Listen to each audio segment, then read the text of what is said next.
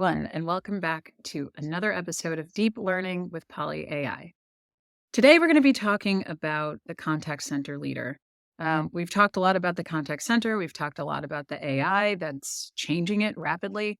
I think it's now time to talk about the persona that cares the most, probably about what we talk about and what they live with on a day-to-day basis. And so, um, really, we thought that the best thing to talk about today is something that we've seen happen a lot, time and time again, in our own customer base, and that is promotions. What happens when you integrate sometimes one of the biggest and most successful AI projects within your company? Chances are you get elevated. And so that's what we're going to be talking about today. Super excited to be discussing this with you, Nikola. Yeah, So I I know. guess just to start off, I like hope that we we've change our seen this sales deck. before, right? Yeah, we should change our sales deck, right? Like, hey, if you follow through and book the second meeting with us, you are very likely to be promoted in the future, which will have great ramifications for your life. I think, yeah, no, absolutely. It's like, what is the new job, right? Like, what will you be doing as, like an AI leader in your company? I think that to many people out there, it's clear that the contact center is actually the best place to actually apply artificial intelligence. So I think that those that do it well are on track to, be like the future generation of cloud leaders, right? Like the same way that those companies that benefit from the cloud, um, you know, have become much more agile and versatile. I think that the same will happen to those that do it with AI. The one that does it first is well, probably quite likely to have a strong voice in the future formulation of that strategy. Yeah, completely agree. Coming from a different industry, I remember selling AI into marketing teams and knowing that the best case scenario, the uplift was going to be incremental. It was going to be some small percentage on top of what they were already doing. Whereas I think this benefit of AI, it's so much bigger. And I wonder about that. Like, can you think of any other AI deployments that aren't, like minor operational lifts or incremental revenue improvements? Like, can you think of any other large scale AI deployments within a business that could be as large of an impact? Yeah, I think a lot of it becomes like very, very abstract stuff. Like, it's somewhere in decision making, or, think Yeah. like, I don't know, algorithmic trading has really used AI for a while to do, trading, right? Yeah.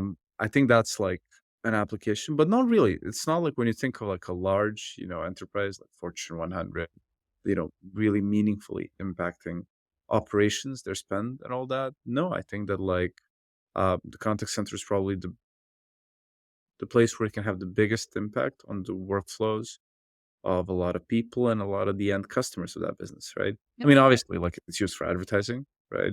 Um, and it's been used inside those models, but that's not as interesting, right? I think the new wave of AI, probably the contact center, right? Yeah.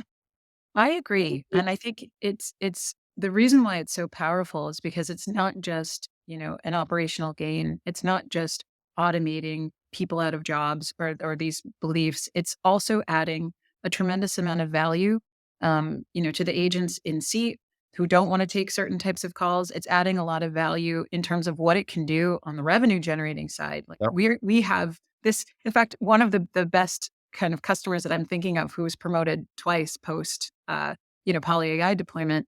Um, One of the things was improving operational efficiency, of course, but the other was the, our deployment was selling, was helping with reservations and was driving revenue for this individual. So I just think that's part of this. That's part of the story here. Is it's more than just operations. It's also revenue. It's also customer value, Yep. customer Yep. experience. I mean, it's just so wide. Yeah. Yeah. I mean, it's data as well, right? Like you turn the contact center into a rich source of like information about how the business is doing, what things are working, what things are not. Um, and when you do that, then like all of a sudden you're like in the know, right? You Yeah. have a lot of Yes. things to bring back to the business. Capitalizing on investments that not just you made, but others as well, right? Yeah. And then I think that's like a fast track to leadership, right? Because you see wider and better than a lot of others, right? Yeah. Um, yeah, Which means you speak with a lot more weight about the things that you think the business should do or your perspective on things. It gives you insight that you might not have had before. I completely agree. Yeah. So let's maybe start at the beginning with a contact center leader. So if they're thinking about deploying AI, obviously they're probably not linking it to a promotion, but if they're thinking about bringing in an AI solution and leading that change within a business, do you think they have headwinds against them? Like, are people afraid to do this right now It used because to they be the have case. I yeah, think it used to be the case, right? I think the people who were among the first to deploy our solution were incredibly brave, fearless in tackling the institutional resistance inside their companies, right? Inertia. And they were the ones that really kind of like broke down the barriers, found nimble and quick ways to experiment, prove value, escalate. What we're seeing now with all the excitement around generative AI is that people raise their hand and then typically they attract attention of the of the higher ups, and they get budget a lot more quickly. Because I think what you find with a lot of boards right now is that they're looking for ways to not get left behind yes. in the AI revolution. So if you raise your hand and volunteer something, I think at this point in most companies, you're really um, fighting off all the parties interested in sharing in your success, which means that you get a lot of support for it. And I think it's a lot easier. I mean, I think from our numbers, I can tell you, we've like accelerated so much over the past 6 months, and that really just has to do with like it's gotten easier, right? We're Yeah. past the very early adopter phase of this market, and now we're in like mass adoption stage, and there's a lot of work to do. Yeah. Yeah, so they're getting already and we're seeing this too on the just on who's speaking with us and why. When we say like what brought you to this conversation, so many people are saying it was a top-down initiative. It was a board level initiative. It Yeah. was a CEO specific initiative to bring AI into the business. But you are also seeing this bottoms up pressure too of, which things that we all know, but turnover, difficulty with labor, issues with people, issues with like the KPIs associated with the contact center. So not being able to answer the phone, not being able to answer every call, having extremely long hold times, just people being unhappy. So there's just this beautiful kind of for us Yeah. conflagration of events that just allows us to really fit right in the center there and do something good on both sides. But then I think you said something else. So after that decision is made to bring it in, you already have that support. You know, at this point in time, you already have that support from the top down. Bottom up might be something different if your agents are concerned about AI. Um, what do you say about that? Like factoring that into kind of the promotion path. How do you communicate it to the people on I've your team? I've always no, I've always like found it fascinating. When we started doing this, and we'd visit contact centers, it would be like, hey, like people are gonna hate us. We're like automators.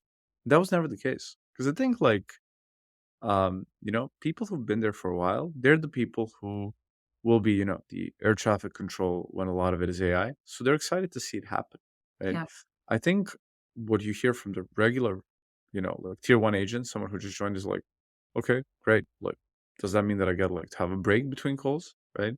There was a client of ours who managed to give most of their staff like Thanksgiving off because like the containment was amazing. that high. And I think that's like really, really cool, right? Yeah, Because typically, if they're suffering from like, high abandons, long waiting times, stuff like that, like it means that the contact center is getting slammed, yeah, right? Like they are in calls back to back, really busy. That leads to attrition. It's a kind of like a negative cycle of just like the situation gets more and more difficult. Then you have fewer agents, your waiting times get longer, the occupancy is just higher, and it's like people are like unable to keep up with it, so they quit again. Um and I think like from the agents it's always been welcomed, right? And they're excited and they love calling it, they love testing it, because to them like the rewarding calls are those where you do something complicated, right? Where you solve a problem that's not like the same thing you've done 77 times that same day. yeah. So they're excited about that kind of like moving out of the way so they can do more interesting things. and also just being like the first line of defense for certain issues. They're excited about very difficult things getting,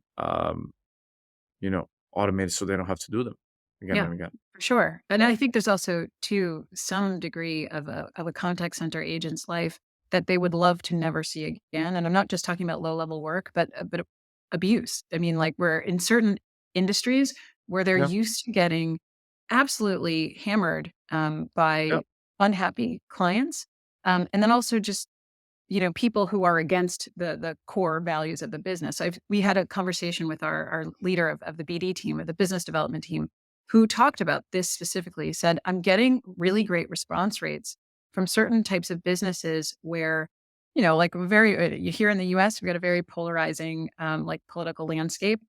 And, if one business happens to take a certain type of stance, their calls spike. So I don't know if you remember, is it Bud Light? You know, took some sort of stance and their contact center agents were fielding actual abuse, like actual yeah, abuse all day, all night. I think that their attrition probably went through the roof because nobody wants to do that.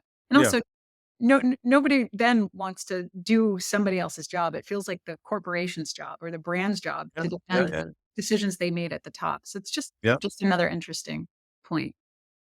Yeah, I mean, I think that like shattering contact center agents, the amount of like just casual abuse and unpleasantness that they have to deal with, I think these guys are heroes, right? Yeah, I think it takes a very specific and like very patient, calm, collected type to endure that job, and you have to have thick skin because people, it's not your fault that someone has the issue that they do. You're there trying to help. And, absolutely. there are people who are lovely when they call in, but, like, most people are upset about it.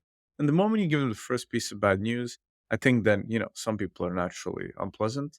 Others are, like, the situation gets the better of them. And I think for a lot of people, they think that if they show a very high level of displeasure, um, they'll get a better outcome.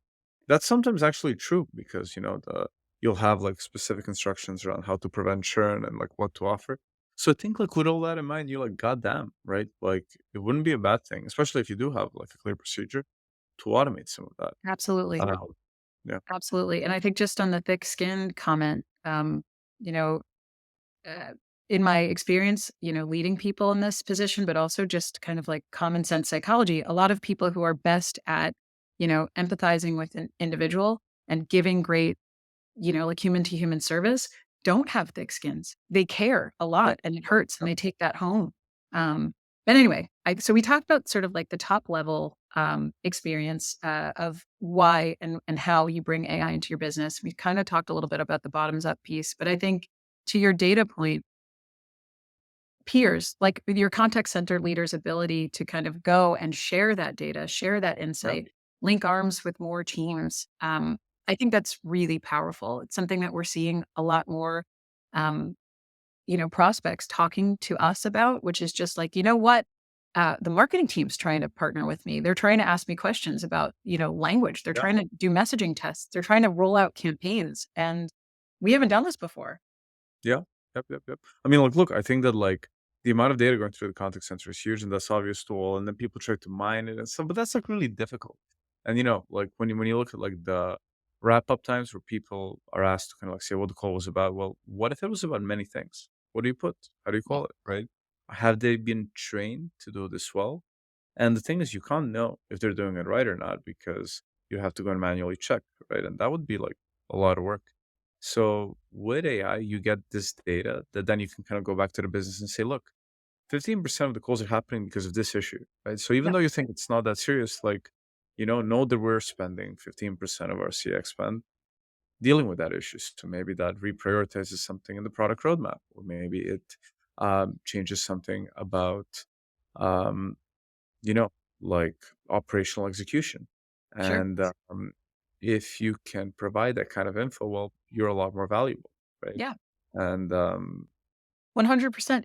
It used to be data used to be, and it still is to a certain extent, but it used to be how well you tag it and how well you ask the question of the yeah, data in order to kind of get back the most interesting piece of information. Now you kind of have this opportunity for interesting things to surface themselves. So you talk about 15% of calls being about this one thing, Yep. but we've Yeah. seen that before. We've literally seen before where Yeah. a lot of people are calling in about a thing, and the typical response is, okay, well, that's business policy. This is, we can't change this. But you Yeah. actually start to see the cost and the impact it's having on Yeah. CSAT, the impact it's having on the agents. And you can actually incite rapid change, I think, with data. And that is one surefire way to get a promotion, is to be able to Yeah. say, like, look, I found this problem. I partnered with this person to help solve it. I saved you, you know, $12 million. Yeah.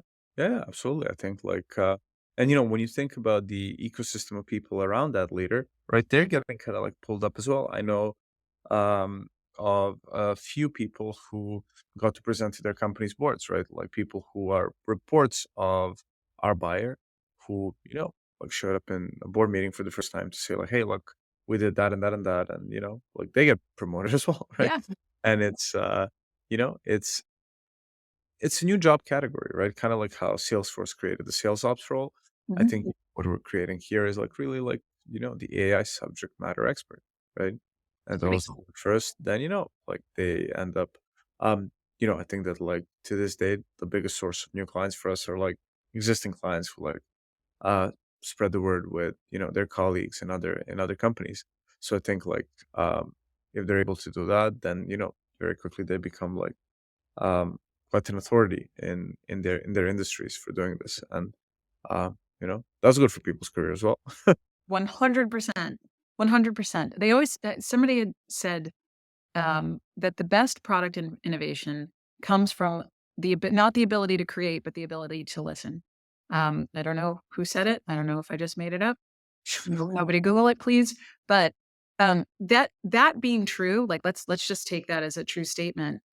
It puts contact center leaders who are technically in this operational seat, driving around efficiencies, driving down costs, who really have KPIs that incentivize them, to work well, to operate well, Yeah, not necessarily to innovate. It puts them in the seat where now um, they have vision, they have strategic insight that they can now use to leverage, across the business and up and down and yeah, everywhere. So that's, I think, to me, like one of the biggest pieces of value. They're driving a new type of value that isn't just operational.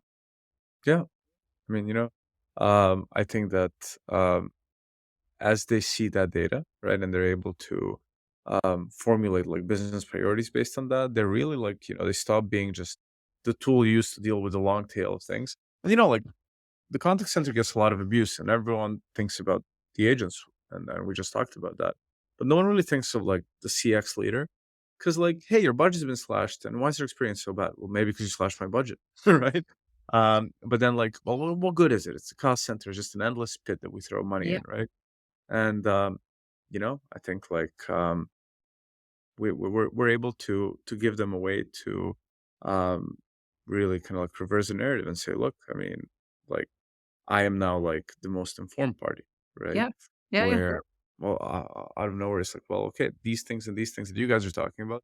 Well, look, I mean, those things actually matter. Like you get like the decisive vote around like what in the product roadmap needs to change, or what is a business priority because it's actually like leading to a lot of churn, right? Yeah. So if you can slice and dice that data, and say that, like say in the calls where like someone is like unsubscribing, or like they're no longer a customer, they're switching to, I don't know, let's say a different telco, or here in the UK it's easier to change like your utility company, so you can do that.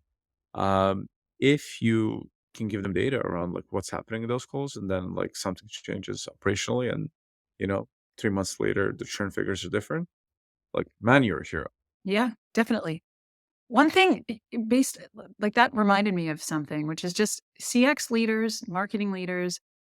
We tend to be really good at linking actions to dollars. It's because that's how we justify our existence. It's just like, oh, somebody lingered an extra minute on this pricing page. I know that that equals this much in pipeline. And I think contact center leaders, they obviously think about their value in the organization in a bit of a different way. And I'm sure that they link it to value very, very well. An average handle time might have this impact on CSAT. But if you take it one step forward and think about the impact that CSAT, NPS, however you measure it, that impacts on revenue and your ability to sort of tie that back and tell that story. Um, your ability to sort of tie the insight that you came up with because of the information that AI has now surfaced for you back to an outcome. Um, I think that that's the path to promotion, and that's something that probably wasn't nearly as possible before because of what you described. Can you have multiple reasons for a call or multiple subjects on a call? How are you parsing that data? Are you yourself a data scientist that can sort of figure this out, Yeah, figure out time exactly, exactly. correlations, Exactly, because I think historically these tools have been about like, do the callers seem happy or not? They were really geared around like evaluating the agent and by proxy evaluating the contact center as a whole.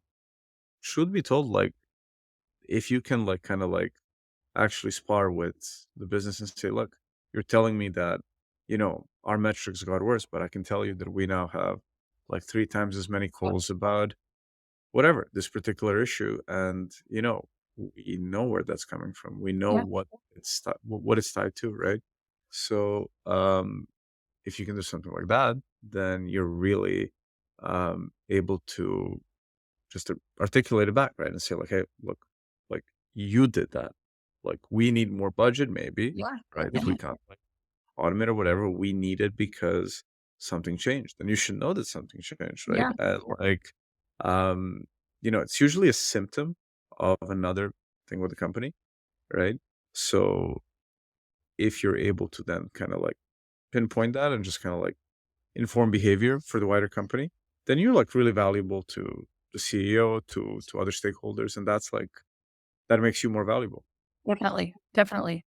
I think the path for promotion, just to maybe like make the last point here is traditionally operations, right? If you are a contact center operator or leader, your path up, like all the way to the top, could be something like COO. Whereas I think, AI, the changes that are coming to the contact center now, data, all of those things are enabling people to have many more forks in the road on their path up, which I think is always a good thing because it just gives you more chances. Yeah, yeah, yeah. God knows, maybe we might have chief AI officers of companies soon, and they'll come from the cohort of those that have implemented AI first, right? Yeah. Really cool. Really cool. Okay, so just to summarize before we wrap, it sounds like the things that a contact center leader needs to do in order to sort of secure that promotion is implement AI successfully, become sort of like that customer hero based off of their understanding of the customer, leverage data in a way that is packaged well, that makes sense, that is, partnered across the business, and, using kind of what you've learned from that deployment to message up and message across your business, and I think because this is likely to be from the beginning of our conversation, the most successful AI deployment, you get that shot at that You chief get that sweet AI. AI money in the bag. Yes. All right. Well, great chatting with you as always. We're hoping to see a lot more promotions in the future for Yeah, all the yeah, yeah. content. We're in the business of delivering those, so get That's in right. touch. Thank you all. Love it. Thank you, Michelle.